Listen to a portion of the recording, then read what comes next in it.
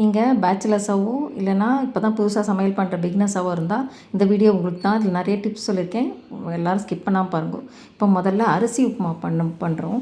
இப்போது அதுக்காக நான் எல்லாம் தாளித்து கொட்டி மிளகா கடுகு எல்லாம் தாளித்து கொட்டி இந்த தண்ணி குத்திச்சுட்டுருக்கு. இப்போது இந்த உடச்சி வச்ச உடசலை அப்படியே போட்டோன்னா கட்டி தட்டும்.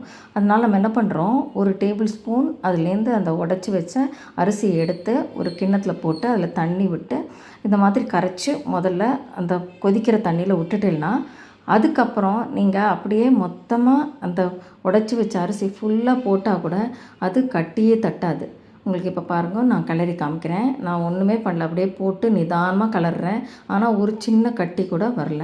இது அரிசி உப்புமாவுக்கு மட்டும் நினச்சிக்காதீங்க. இதை விட ரொம்ப யூஸ்ஃபுல் எதுக்குனாக்க, நீங்கள் கொழுக்கட்டைக்கு மாவு கிளறும்போது கட்டாயமாக அப்படியே இந்த ஈர மாவு நம்ம கொதிக்கிற தண்ணியில் போடும்போது கொஞ்சம் கொஞ்சமாக போட்டால் கூட கட்டி தட்டும். ஆனால் நீங்கள் இந்த மெத்தடை ஃபாலோ பண்ணி கொஞ்சம் ஒரு டீஸ்பூன் ஒரு டேபிள் ஸ்பூன் மாவு எடுத்து தண்ணியில் கரைச்சிட்டு இந்த கொதிக்கிற வெந்நீரில் விட்டுட்டு அதுக்கப்புறமா மாவு போட்டு கிளறினேன்னா ஒரு சின்ன கட்டி கூட வராது. நான் இன்னொரு தடவை கொழுக்கட்டை பண்ணும்போது கட்டாயமாக உங்களுக்கு அந்த மாவையும் இதே மெத்தடில் உங்களுக்கு கிளறி காமிக்கிறேன். இப்போ பாருங்கள், ஒரு சின்ன கட்டி கூட இல்லாமல் நம்ம ரொம்ப சுலபமாக இந்த அரிசி மாவை கிளறிட்டோம். இப்போ அடுத்தது நம்ம கார்த்தால சீக்கிரமாக சமையல் முடிக்கணும். நான் இப்போ இன்றைக்கி கார்த்தால ரவை உப்புமாவும் உருளைக்கிழங்கு கறியும் பண்ண போகிறேன்.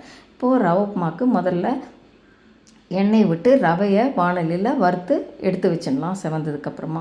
அதுக்கப்புறமா அதே வாணலியில் திருப்பி எண்ணெய் விட்டு அதில் கடுகு போட்டுட்டு, இப்போ நான் என்ன பண்ணியிருக்கேன்னா அரிசி உப்புமாவும் ரவா உப்புமாவும் பண்ணணும், உருளைக்கிழங்கு கறியும் பண்ணணும். அப்போ எனக்கு ரெண்டுக்குமே வெங்காயம் தேவை. இப்போ தனித்தனியாக வதக்கினேன்னா எனக்கு டைம் வேஸ்ட்டு.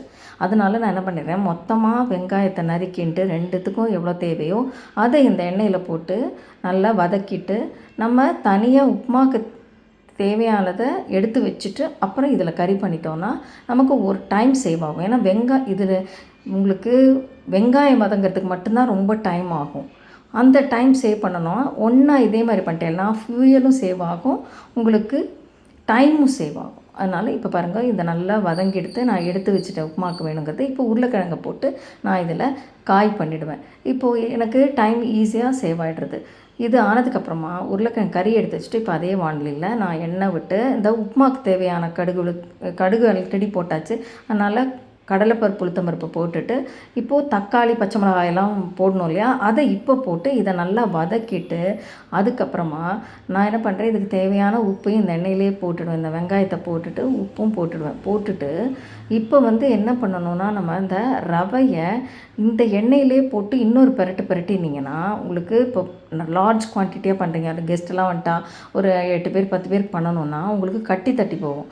இப்போ இந்த மாதிரி எண்ணெயில் நல்லா இதை பிரட்டிட்டு அதுக்கப்புறமா கொதிக்கிற வெந்நீர் விட்டிங்கன்னா ஒரு சின்ன கட்டி கூட வராது. இல்லைன்னா பெரிய அளவில் நிறையா அதிகமாக செய்யணுங்கிறப்போ கட்டாயம் கட்டி தட்டும். அந்த ப்ராப்ளமே இப்போ வராது. இது இன்னொரு டிப்ஸ் இதில் உங்களுக்கு ரவா உப்புமா பண்ணுறதுக்கு. இந்த மாதிரி பண்ணி பார்த்துட்டு எனக்கு எப்படி வந்ததுன்னு சொல்லுங்கள். ரொம்ப ஈஸியாக இருக்கும். இதுலேயும் பாருங்கள், நான் மெதுவாக தான் கலர்றேன், ஆனால் ஒரு சின்ன கட்டி கூட வரல.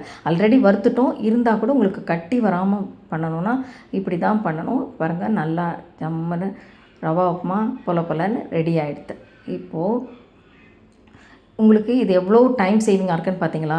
காய்க்கும் நம்ம வெங்காயம் வதக்கிட்டோம், உப்புமாக்கும் ஒரே நேரத்தில் வதங்கிறதுனால ரொம்ப ஃபாஸ்ட்டாக ரெடி ஆகிடுது.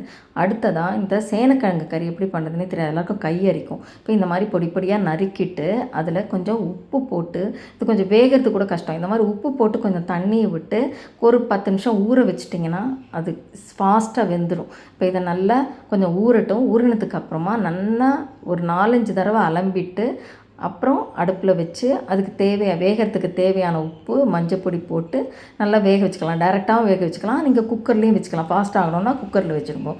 இந்த மாதிரி பண்ணும்போது உங்களுக்கு ஈஸியாக வெந்துடும். இப்போ பாருங்கள் எவ்வளோ நல்லா வெந்து போச்சுன்னு. இதுதான் உங்களுக்கு சேனக்கிழங்கு பண்ணுறதுக்கு டிப்.